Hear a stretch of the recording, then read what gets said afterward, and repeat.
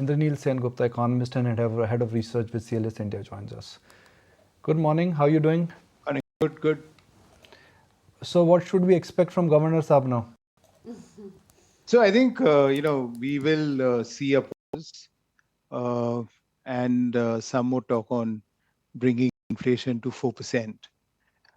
The fact of the matter is that, it is the Fed which will remain the key driver of what the RBI or any other emerging central bank does. So till we get some clarity on the Fed beginning to cut, or at least saying that, okay, we will cut in the next one or two policies, I think all central banks will, all over the world, at least in the emerging markets, will have to remain hawkish. Do you expect Governor to indirectly drop a hint on liquidity more than rates? Because, rate will have impact on liquidity, and if you loosen up liquidity, it doesn't matter what the rates are. See, I think liquidity will not be a problem for the next few months in the sense that we are in season. So demand for credit, etc., seasonally will weaken. Rates are high currently, real rates even more higher.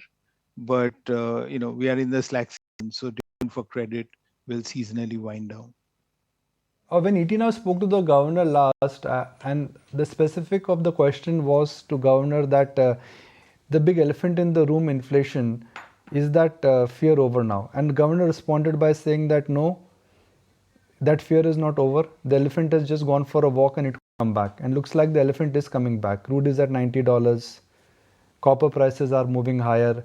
We are in for a heat wave, which means vegetable inflation could also make a comeback. Do you think it's time now to look forward and say that inflation could come back? I think inflation is yesterday's story. If you look ahead, we are moving from El Nino to La Nina. So, food inflation will come down. Of course, there's a very tough, hot summer to go through. But, all weather bureaus suggest that by June, El Nino will fade and La Nina will take its place. And in any case, I don't think that, you can combat the rain with rates. So I think inflation is yesterday's story, but all central banks will have to wait and see what is happening with the Fed. Wanted to get in a sense from you as well, Indranil, as to what the future trajectory could be then. I know you're talking about inflation not being a major concern as of now, but even with inflation concerns perhaps having eased for the Reserve Bank, what do you believe will be the future course of action through the year?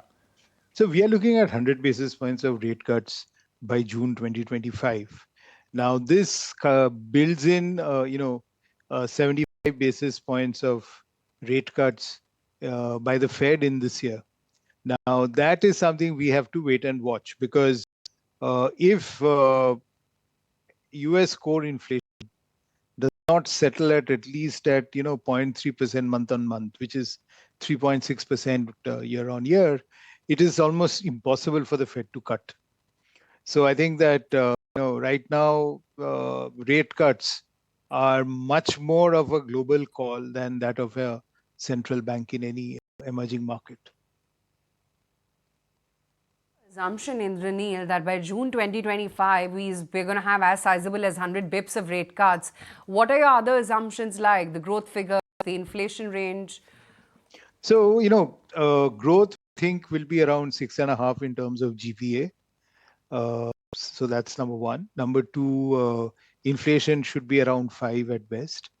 So we think that there is going to be ample room for the RBI to cut, because why would you, historically, if you see the long run real repo rate should be around 1%, and we are already at more than that. The RBI's own forecast of inflation next year is 4.5%, which means that you're far higher on the real repo rate, and that cannot but have an impact on growth, at least in terms of GVA.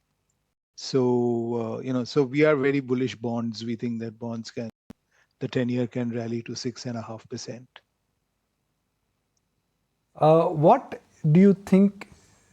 Where do you think? Let me rephrase it. Where do you think bond yields will move once the bond inclusion starts? Do you think there is a serious case that they could go to 6.5, 6.6? Yeah. I mean, thereabouts? That's our forecast, 6.5%. Okay. I think the inclusion is, I mean, to some extent, the inclusion and the rate cuts are getting priced in, but there is, another 50 basis points of downside. Neil, a slightly simple question for a not a very nuanced viewer, right? And I'm going to break it very simply so that everybody and anybody can understand. So if you have to wear the headphone of a common man, I would request you to do that. And my question to you is that everything in India is looking great.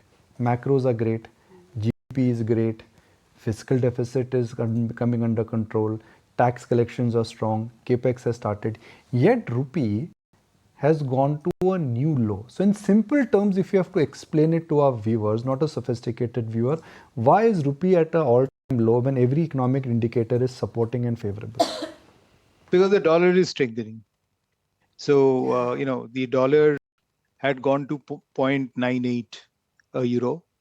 And now, the hope was that it will go to 115 or so by now, because it would price in rate cuts by the Fed.